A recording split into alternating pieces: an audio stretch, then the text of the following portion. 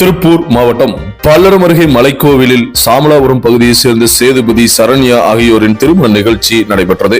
மேல்மருவத்தூர் ஆதிபராசக்தி ஆன்மீக இயக்கத்தின் இளைஞர் அணியை சேர்ந்தவர் சேதுபதி. அவரது திருமண நிகழ்ச்சியில் பங்கேற்ற மேல்மருவத்தூர் ஆதிபராசக்தி ஆன்மீக இயக்க துணைத் தலைவர் கோப்பா செந்தில்குமார் அவர்கள் தாலி எடுத்துக் கொடுத்து மாலை மாற்றி ஆசீர்வதித்து திருமணம் செய்து வைத்தார்.